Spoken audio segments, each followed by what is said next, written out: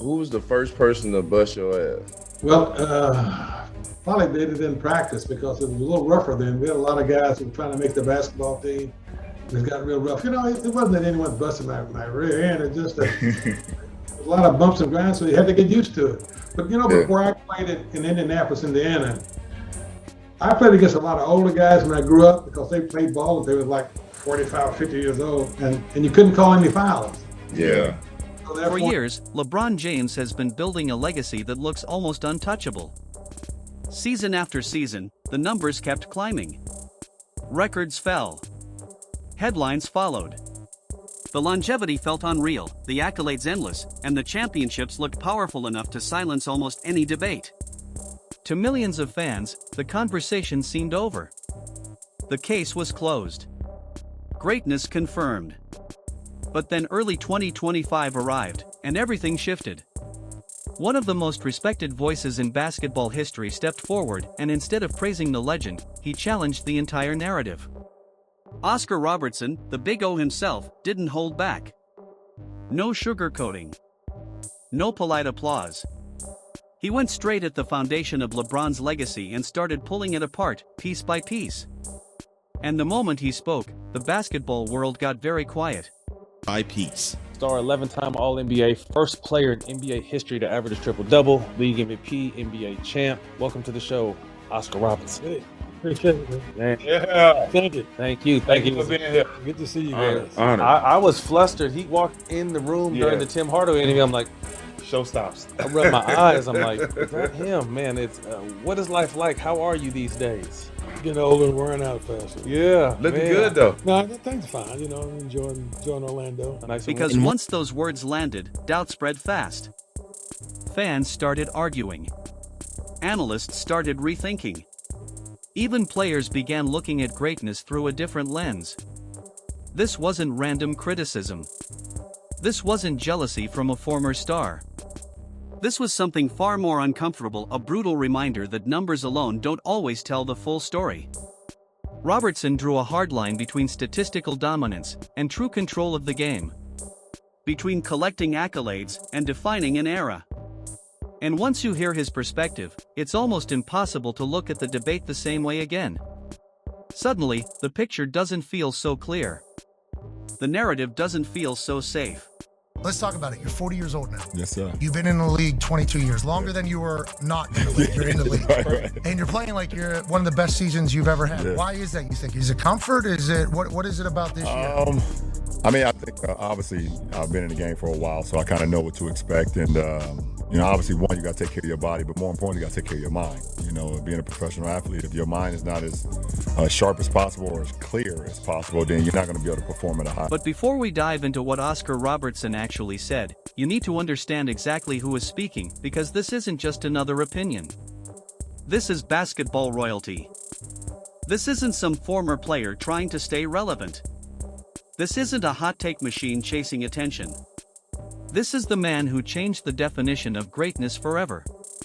Back in the 1961-62 season, Robertson didn't just dominate, he did what experts believed was impossible. He averaged a triple-double for an entire season. Not for a week. Not for a stretch. For the whole year. 30.8 points. 12.5 rebounds. 11.4 assists. Across 79 games. Numbers so absurd that for decades, people called the record untouchable, almost mythical. When Oscar Robertson talks about greatness, he's not speaking from theory. He's speaking from a mountaintop very few players have ever reached.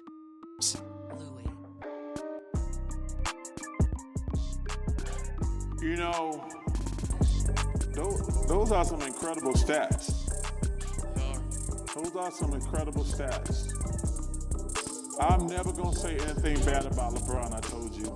I think he's the third best player I've ever seen play after Michael and Kobe.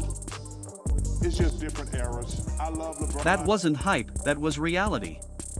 Let that sink in for a moment. For more than 50 years, nobody touched what Oscar Robertson accomplished. It stood alone like a towering monument to all-around dominance. And when Russell Westbrook finally matched it decades later, the entire league paused to recognize just how impossible that feat truly was.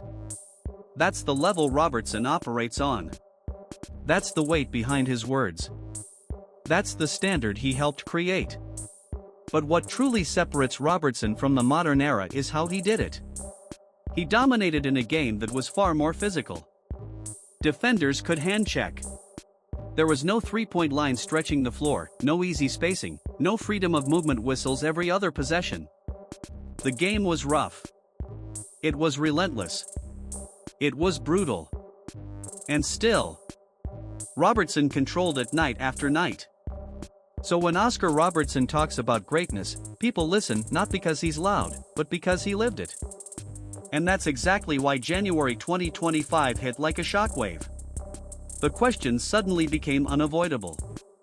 Why now?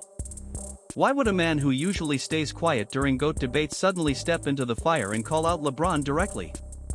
The answer was simple: he was tired of watching history get rewritten. At a private basketball event in early January 2025, Robertson was reportedly asked a straightforward question about LeBron's legacy. No filters. No escape routes. Unlike many former players who dodge these moments with polite answers, Robertson didn't flinch. He said it plainly. You are not the GOAT. Calm voice. No hesitation. No apology. Then he doubled down. Breaking stat records alone doesn't automatically make someone the greatest, he explained. Basketball isn't played on a spreadsheet. Witnesses say the room went completely silent. Nobody expected something that heavy from a man known for being measured and thoughtful. But he wasn't finished. Robertson followed with 3 sharp critiques that cut straight through LeBron's carefully built image, not emotional jabs, but calculated observations from someone who understands the game at a level most never will. First, the manufactured narrative. Robertson suggested that modern media spent nearly 2 decades pushing the GOAT label before the work was truly finished. When I played, you proved it on the court, he implied, not through debate shows or social media campaigns. Second, super teams. Stacking multiple superstars in their prime and jumping from situation to situation, he argued, isn't the same as building something from the ground up. Rings earned that way simply don't carry the same weight. Then came the challenge that shifted the entire tone. You want to be the GOAT? Do it without joining forces with other MVPs whenever things get hard. That wasn't trash talk. That was a line drawn in the sand. Third, and perhaps most uncomfortable, mentality. Robertson didn't debate the numbers. He questioned the killer instinct. In his view, true greatness demands a ruthless, unshakable will to dominate, the kind of presence that breaks opponents mentally before the game is even decided. Within hours, the comments leaked, and social media exploded. Debate shows scrambled. Fans went to war online. A conversation many thought was finished suddenly ripped wide open again. But Robertson pushed even further when the Michael Jordan comparison surfaced. He didn't rant. He didn't posture. He laid it out with cold, simple logic. Yes, LeBron became the all-time leading scorer. Yes, his longevity is unprecedented. But Robertson asked the question few people want to confront. At what cost? Play long enough, he argued, and records will fall, that's math. But greatness isn't about who lasted the longest. It's about who dominated the strongest. He pointed out that LeBron's numbers came in an era designed for offense, faster pace, more spacing, heavier three-point shooting, and rules that make scoring easier. Context matters. Then Robertson circled back to loyalty and team building, contrasting today's player movement with an era where stars stayed put and built contenders rather than selecting ready-made situations. And yet, he made one thing clear. LeBron is one of the greatest ever. Top 5, maybe even top 3. But the greatest? Not even close. Then came the ultimate measuring stick in Robertson's eyes. Michael Jordan. 6 finals appearances. 6 championships. 6 finals MVPs. Never losing when it mattered most. That's not luck, Robertson essentially argued. That's killer instinct. He framed it as the difference between brilliance and inevitability, between a phenomenal player and an unstoppable force. LeBron, he acknowledged, is a genius on the floor. A leader. A player who elevates teammates. But Jordan? Jordan was an assassin. And in Robertson's mind, that mentality ended the GOAT debate decades ago. LeBron hasn't publicly responded, and that silence has been deafening. Behind the scenes, defenders pointed to his versatility, IQ, and unmatched longevity. Younger players rallied behind him. Yet quietly, some older voices reportedly agreed with Robertson. Because beneath all the noise, a deeper question began echoing through the basketball world. Backhand index pointing right, can longevity outweigh dominance? Backhand index pointing right, can strategic team building equal legacy defining leadership? Backhand index pointing right, can greatness be marketed, or must it simply be undeniable? Later, Robertson clarified something important: this wasn't about tearing LeBron down. It was about protecting the meaning of greatness. If every generation lowers the bar, if hype replaces on-court authority, then the history of the game itself starts to blur. His stance wasn't personal. It was philosophical. LeBron James is one of the best to ever play, he reaffirmed. But he's not the best. That isn't hate, it's honesty. Then he delivered one final, haunting question. If you're truly the greatest, why does everyone need to keep saying it?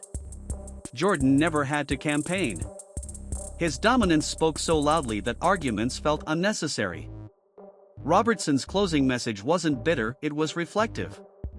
Basketball is bigger than any one player, he reminded everyone. Greatness isn't awarded for longevity alone. It's forged through undeniable dominance when the pressure is highest. So where does that leave the debate? LeBron James is a legend. His impact is historic. That much is beyond dispute. But according to one of the most credible voices the sport has ever known, the GOAT conversation was settled long ago. And with that, Oscar Robertson drew a line in the sand. On one side, Michael Jordan. Untouchable. Undeniable. Unquestioned. On the other side, everyone else.